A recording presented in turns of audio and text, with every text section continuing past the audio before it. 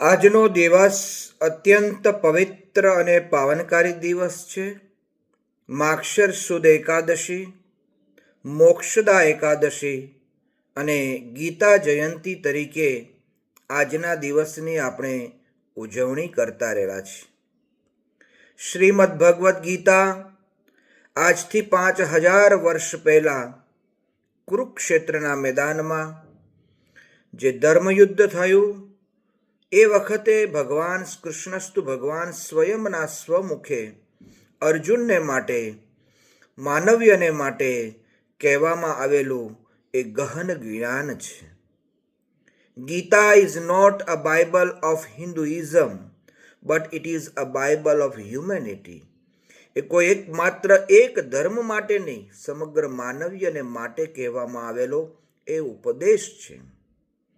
ગીતા સુગીતા કર્તવ્યા કિમન્યય શાસ્ત્ર વિસ્તરય યા સ્વયં પદ્મનાભસ્ય મુખપદ્માત વિનિસૃતા.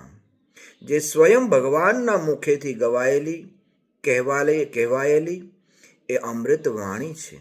એ દરેકને માટે, દરેકને સ્પર્શે છે. સર્વોપનિષદો ગાવો દોગ્ધા ગોપાલનંદન પાર્થો વત્સઃ સુધીર ભોક્તા દુગ્ધમ ગીતા અમૃતમ મહત.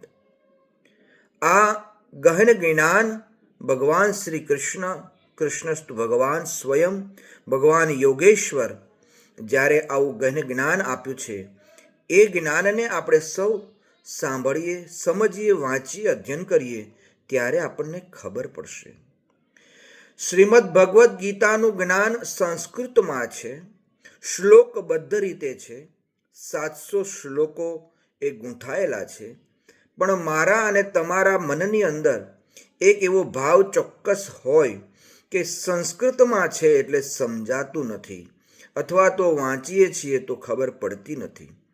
પરંતુ આપણી વચ્ચે સમયે સમયે યદા યદા હિ ધર્મસ્ય ગ્લાનિર્ભવતિ ભારત અભ્યુત્થાનમધર્મસ્ય તદાત્માનં સૃજામ્યહમ પરિત્રાણાય સાધૂનાં વિનાશાય ચ દુષ્કૃતાં ધર્મ સંસ્થાપનાર્થાય સંભવામી યુગે યુગે.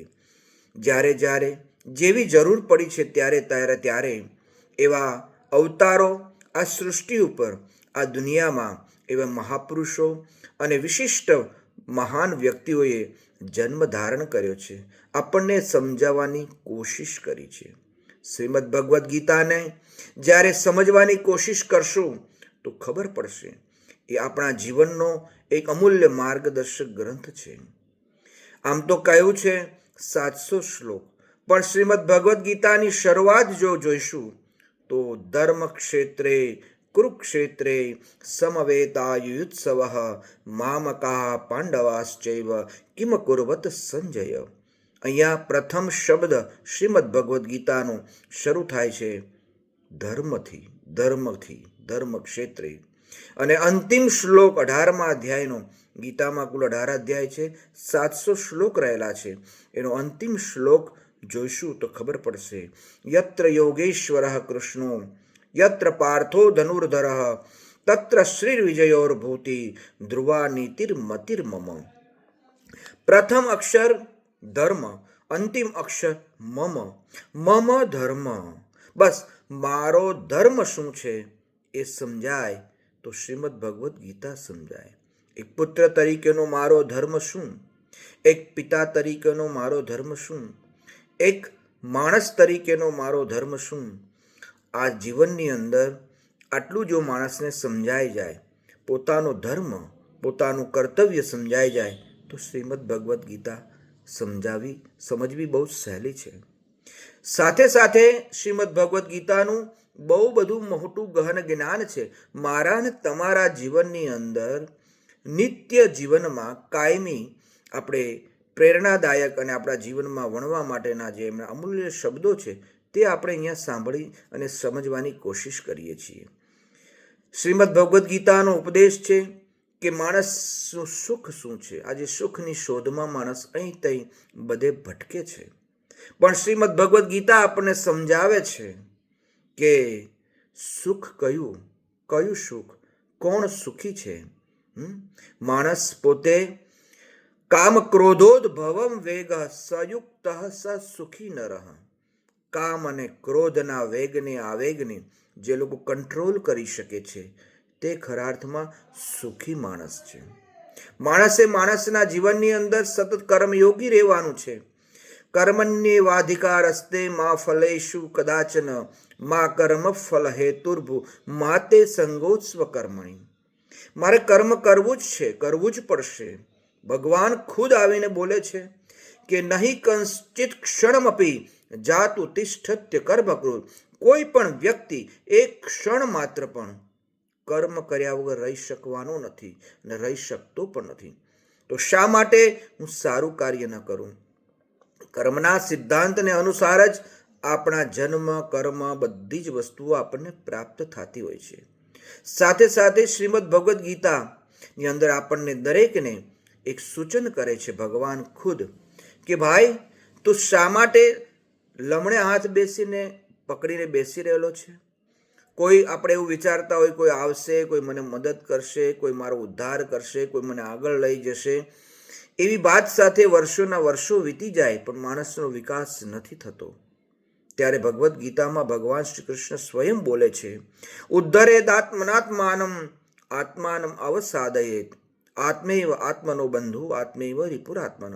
ભાઈ તારો ઉદ્ધાર તારી જાતે જ કરવાનો છે. કોઈ આવશે તારો ઉદ્ધાર કરી દેશે એ વાત તું મગજમાં ના રાખીશ.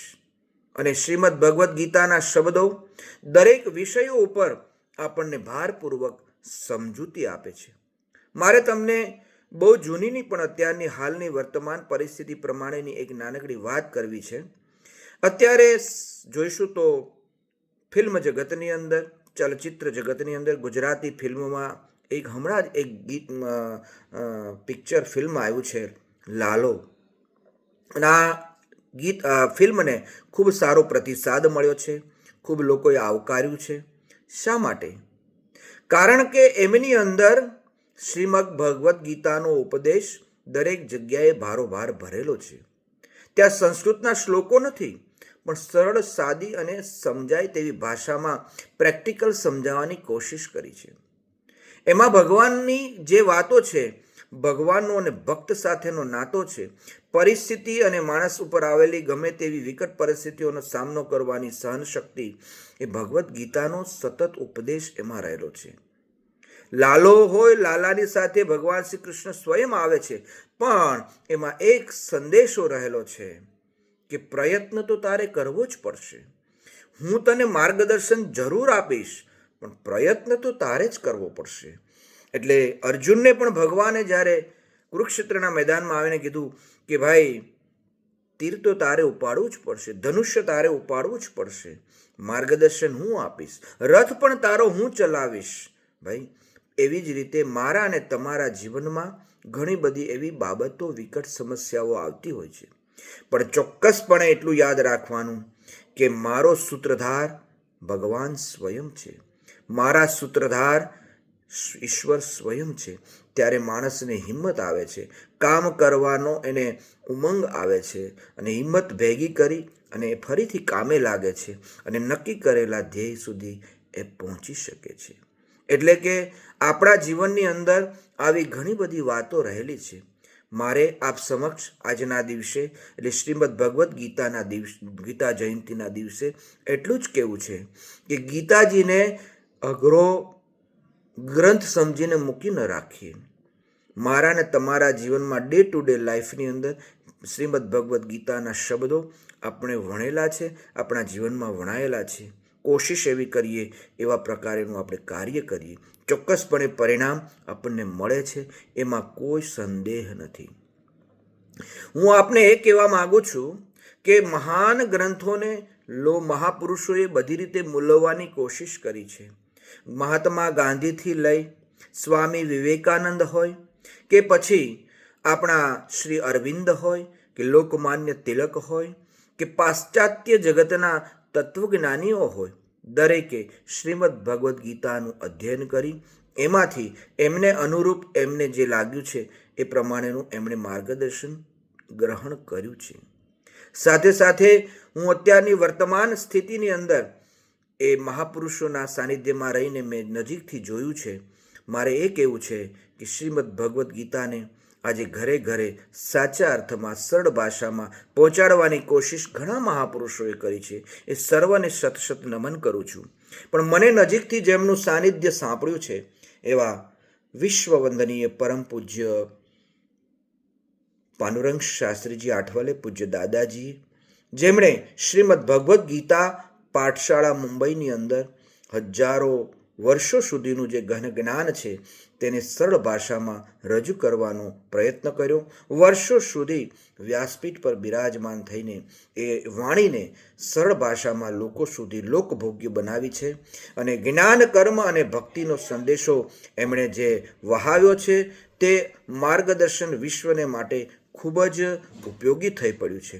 એવા વ્યક્તિગત રીતે જોવા જઈએ તો આવું મહાન અને ગહન જ્ઞાન શ્રીમદ ભગવદ્ ગીતાની અંદર એમણે ચોક્કસપણે કીધું કે આકાશમાં રહેલા ભગવાનને જ્યાં સુધી આપણે અંતરમાં નહીં લાવીએ, સર્વસ્ય ચાહમ હૃદિસન્નિવિષ્ટો મત્ત સ્મૃતિર્જ્ઞાનમપોહનંચ વેદેશ્ચ સર્વૈરહમેવ વેદ્યો વેદાંત કૃદ્વેદ વિદેવ ચાહમ. સર્વસ્ય ચાહમ, ભગવાન મારા હૃદયમાં બિરાજમાન છે.